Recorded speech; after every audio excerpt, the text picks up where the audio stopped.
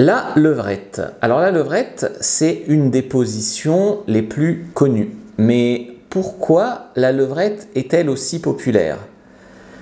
En fait, ici, on parle de sexualité de manière simple, sans tabou, avec des blagues des fois, mais toujours dans le respect et dans l'éducation.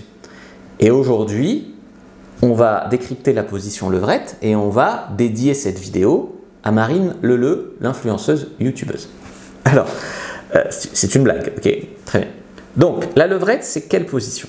La levrette, c'est une personne, une femme, quoi, à quatre pattes, et une autre personne, généralement un homme, derrière. Bien sûr, peut être deux femmes, par exemple, une femme en pegging, c'est possible. Bon, donc une personne à quatre pattes, et l'autre derrière, soit debout, soit sur les genoux, qui la pénètre. Souvent, la levrette est associée à un angle de pénétration plus profond que les autres positions. Donc c'est idéal par exemple pour les sexes de taille moyenne ou petit. Les gros sexes par exemple peuvent faire mal en levrette, donc il faut qu'ils fassent plus attention. Encore une fois, ça dépend de la taille du vagin de la fille aussi. Il y a la possibilité de faire des variantes, donc la levrette souvent à quatre pattes, comme les animaux le font, c'est l'origine de cette expression.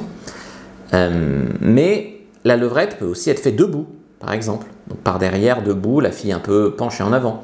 Ou sur un support, sur un bureau, elle peut être couchée sur un bureau. Donc le buste sur un bureau, et voilà. Ou alors allongée complètement. Allongée et vous, plus ou moins allongée sur elle derrière.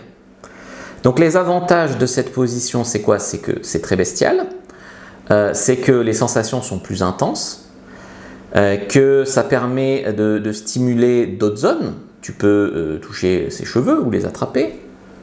Tu peux, avec ta main, passer dessous et toucher son clitoris, ses seins, mettre une fessée, mettre un plug anal ou un doigt dans les fesses. Enfin, tu peux faire beaucoup de choses. Il y a un côté visuel qui est très apprécié par les hommes dans cette position. Les femmes un peu moins, mais elles peuvent fantasmer sur qui elles veulent. Et on peut aussi en fait mettre un miroir en face de soi pour, on va dire, pour pimenter cette position et que la femme puisse te voir. Et donc toi, en fait, tu as l'avant et l'arrière, si tu veux. Donc, si vous commencez directement par la levrette, des fois vous allez venir trop vite. Des fois la femme ne sera pas encore assez excitée ou bien préparée, donc du coup ça peut être trop intense. Donc je pense que la communication est essentielle, le rythme, la profondeur, mais si vous commencez à poser des questions aux femmes et leur demander quelle est leur position préférée, vous aurez beaucoup de femmes qui vous diront qu'elles adorent la levrette. Après, je pense que c'est bien de changer de position, donc parfois missionnaire, parfois la faire venir dessus, parce qu'une position qui est prolongée trop longtemps, par exemple, ça peut donner des douleurs au dos ou des douleurs aux genoux. Donc il faut quand même, je pense, alterner, changer de position. Ok, donc la levrette, c'est une position, je pense, qui fait partie des classiques, il fallait qu'on en parle, qui peut offrir des sensations très intenses, qui peut être optimisée, mais comme toujours, l'essentiel, c'est la communication, le consentement et le confort des deux partenaires. Est-ce que vous avez envie que je décrypte d'autres positions, que je parle des variantes?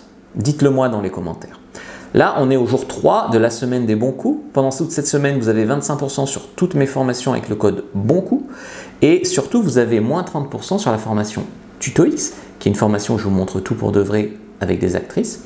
Donc 25% avec le code bon coup sur tout ce que vous voulez et 30% sur le TutoX en 1 ou 3 fois, 30% sur tout, pour les 10 premiers qui le prendront. Donc c'est une offre réservée cette semaine aux 10 premiers. Donc agissez maintenant pour faire partie des 10 premiers et inscrivez-vous au webinaire. On se retrouve dimanche soir pour un webinaire où on parlera de sexualité. Je vous mets le lien en description et dans les commentaires épinglés.